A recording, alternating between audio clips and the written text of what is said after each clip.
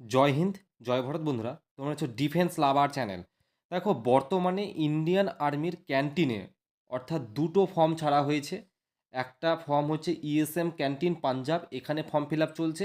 আর একটা হচ্ছে 99 mountain brigade canteen, যেটা আলমোড়া উত্তরাখণ্ডে। এই দুটো ফর্ম ফিল আপ কিন্তু বর্তমানে কিন্তু ইন্ডিয়ান আর্মির তরফে থেকে ছাড়া হয়েছে। মোট কথা হচ্ছে এই দুটো ফর্ম তোমরা যদি ভাবো ফিল আপ করবে, অবশ্যই তো তুমি ফিল আপ করে নাও, আমার কোনো সমস্যা নেই।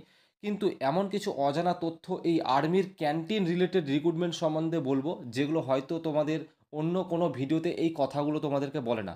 আমার কথাগুলো শোনার পর তোমার যদি মনে হয় যে তুমি আর্মি ক্যান্টিনের ফর্ম ফিল আপ করবে, তাহলে তুমি করে নাও, আমি লিঙ্ক দিয়ে রাখবো, তোমরা ফর্ম ফিল আপ করে নেবে। প্রথমত, অজানা তথ্যগুলো, এই তথ্যগুলো শোনার পর তুমি ডিসিশন নেবে। 1 নম্বর, আর্মি ক্যান্টিন তোমাদের কোনো রকম পার্মানেন্ট জব নয়। ওকে, ইন্ডিয়ান আর্মির এটা কোনো একটা পার্মানেন্ট জব নয়। এবং এই যে আর্মির ক্যান্টিন, তুমি যেখানে চাকরি পাবে সেখানে চাকরি করতে হবে। এটা কোনো ট্রান্সফারেবল জব নয়, অর্থাৎ তুমি ট্রান্সফার হতে পারবে না। এক কথায় আমি আজকে আর্মি ক্যান্টিনের পুরো জব প্রোফাইল আলোচনা করে দেবো। দেখে নাও, দৌড়, এখানে কোনো রকম দৌড়ের প্রয়োজন হয় না। 1 নম্বর পয়েন্ট। 2 নম্বর পয়েন্ট, হাইট, কোনো রকম ফিজিক্যাল মেজারমেন্ট কোনো রকমের প্রয়োজন নেই। ওকে, এক কথায় কোনো রকম ফিজিক্যাল নেই। 3 নম্বর, রিটেন এক্সাম হয় না, কোনো রকম পরীক্ষা কিচ্ছু হয় না। তাহলে স্যার কী হয়? সবটাই বলবো। সিলেকশন প্রসেস কী থাকে দেখো না। বেসিক একটা ইন্টারভিউর তোমাকে মুখোমুখি হতে হয়। বেসিক স্কিল টেস্ট হয়, কিছু কিছু পোস্টের ক্ষেত্রে স্কিল টেস্ট হয়। তাই বলে কি এখন তোমাকে হেল্পারের তুমি পোস্টে অ্যাপ্লাই করছো, সেখানে কি স্কিল টেস্ট হবে? হবে না। কিছু পোস্ট রয়েছে সেখানে স্কিল টেস্ট হবে। ক্লার্কের যেমন কম্পিউটার নলেজ লাগে, হেল্পারের সিম্পল কাজ, এবং ফাইনাল তোমার একটা ডকুমেন্টস ভেরিফিকেশান হয়।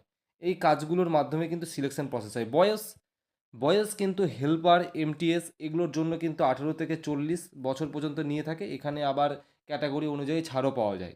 ক্লার্ক এবং সেলসম্যানের জন্য 18 থেকে 45 বছর, এবং অ্যাকাউন্টেন্ট এবং সিনিয়র পোস্টের জন্য কিন্তু 18 থেকে 50 থেকে 55 বছর পর্যন্ত কিন্তু এখানে নিয়ে থাকে বয়স। এবার হচ্ছে স্যার অ্যাপ্লাই কারা করতে পারবে? স্যার অ্যাপ্লাই করতে কারা পারবে? তো এখানে বলে রাখি, মহিলা পুরুষ, মেল ফিমেল যারা রয়েছে, উভয় কিন্তু এখানে তোমরা আবেদন করতে পারো। দেখো, যেই দুটো ফর্ম ছেড়েছে সেই দুটো ফর্মের তোমরা যদি ভাবো ফিল আপ করবে, তার পুরো ডিটেলস আমি অ্যাপ্লিকেশান ফর্ম থেকে শুরু করে কিভাবে ফর্ম ফিল আপ করবে, তার কিন্তু ডিটেলস আমি আমার টেলিগ্রাম চ্যানেলে দিয়ে রাখবো। ওকে, সেটাও আমি তোমাদের হেল্প করে দেবো। ডিউটি টাইম তোমাকে এখানে সাধারণত 8 থেকে 10 ঘন্টা কিন্তু ডিউটি করতে হয়। সানডে হলিডেতেও কিন্তু কখনো কখনো ডিউটি করতে হয়, সেটা বিভিন্ন ক্যান্টিন অনুযায়ী। একটা বলে রাখি, তুমি যেই ক্যান্টিনে তুমি চাকরি পাবে সারা বছর কিন্তু সেখানেই চাকরি করতে হবে। অর্থাৎ তুমি ভাবছো যে অন্য জায়গায় চাকরি করবে ক্যান্টিনে, এমনটা নয়, সেই ক্যান্টিনেই করতে হবে। পোস্ট কী কী থাকে দেখো না।